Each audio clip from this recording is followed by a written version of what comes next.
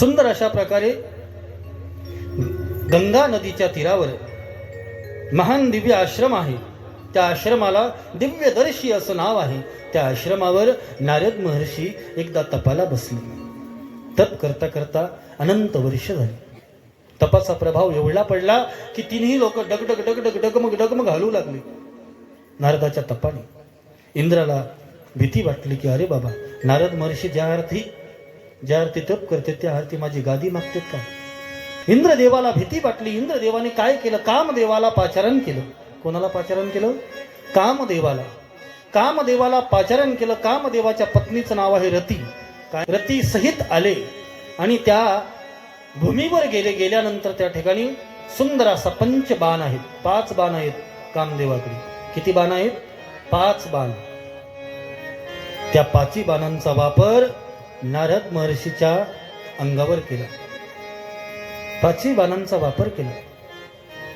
एकाही बाणाचा प्रभाव कामाच्या एकाही बाणाचा प्रभाव त्यांच्यावर झाला नाही. एकाही बाणाचा नाही. आणि कामाला जिंकलं त्यांनी. कामाला जिंकलं. तपश्चर्या पूर्ण झाली. नारद महर्षीच्या चरणावर कामदेवाने लोटांगण घातलं. महाराज, हरलो मी हरलो खरंच. तुम्ही जिंकला, तुम्ही विजयी झालात म्हणून आनंद वाटला. आणि नारद महर्षी उठले. उठल्यानंतर इंद्रदेवाने क्षमा याचना केली. इंद्रदेवाने त्यांचं वर्णन केलं. महर्षी, तिन्ही लोकात तुमच्यासारखे कोणीच नाहीत. तुम्ही आहात तर जगात दुसरं कोणीच नाही. तुमच्यासारखा महर्षीच मी आतापर्यंत पाहिला नाही म्हणले. खूप सुंदर वर्णन केलं. आणि वर्णन केल्यावर माणूस काय होतो माहिती का? फुगतो. लक्ष देऊन ऐकताय ना? माणसाचं वर्णन केलं. साहेब, तुम्ही लय चांगले दिसता बघ. साहेब, काय कपडे तुमचे. साहेब, काय मोबाईल आहे तुमचा. साहेब, काय तुमची घडी आहे बा. हां साहेब, तो फुगतो. आणि आजकाल माणसाला फुगवणारे माणसं लागतात. फुगा उतरवणारे माणसं नको. फुगा उतरवणारी माणसं कोणालाच आवडत नाही. तुम्हाला तुमच्या तोंडावर तुमचं वर्णन जर कोणी केलं ना, आजी काय भाजी करते माय तू, एवढं म्हणू दे आजीला. आजी सगळं घर पालतं घालते पण भाजी बनवते चांगली. म्हणजे कोणालाही कोणाची कशाची अपेक्षा आहे? कशाची अपेक्षा आहे? स्तुती. लहान लेकराची स्तुती केली. बाळा, काय गोंडच दिसतो तू, काय सुंदर लेकरू आहे बाबा. ए बाळ्या, चाकलेट नंबर जाय. ते पोरग पळत जातं सगळं काम करते. कोणालाही काय प्रिय आहे? स्तुती प्रिय आहे. नारदाची एवढी स्तुती केली कामदेवानी, इंद्रदेवानी. आणि दोघांनी स्तुती केल्यानंतर महाराज नारद महर्षी फुगले. वा, कामाला जिंकलं म्हणले मी. माझ्यासारखा आता या तिन्ही लोकात भक्तच नाही. जिंकलं म्हणले मी कामाला. काम जिंकला. काम. निघाले आपल्या बापाकडे. कोण आहे त्यांचा बाप? ब्रह्मदेव. ब्रह्मदेवाकडे गेले.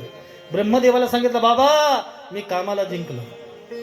बाबा मी कामाला जिंकलं म्हटल्यानंतर बाप म्हणाले, बाबा माझ्या पुढे म्हणला तर म्हटला, पण दुसऱ्या कुठल्या देवापुढे म्हणू नको. कुठल्या देवापुढे म्हणू नको असं. पण महाराज, फुगलेला माणूस कोणापुढे काय म्हणेल सांगता येत नाही. त्यांनी विचार केला, ठीक आहे बाबा, मी कोणालाच काही म्हणणार नाही. निघाले. भगवान विष्णू देवाकडे गेले. कोणाकडे गेले?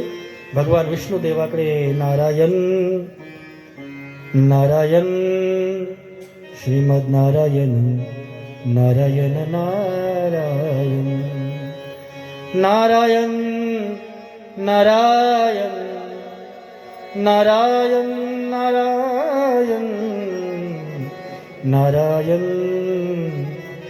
नारायण नारायण नारायण नारायण नारायण नारायण करीत भगवान विष्णू देवाकडे गेले. आणि देवाकडे गेल्यानंतर विष्णू देवाने ओळखलं.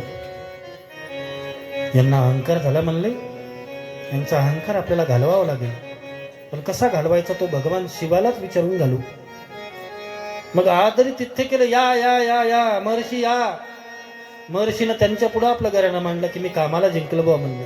आता कामाला जिंकलं म्हटल्यानंतर पुन्हा अभिमान वाढला. म्हणले, मला बोललात तर बोलला, पण आता शिवाला तरी बोलू नका. शंभो महादेवाला बोलू नका.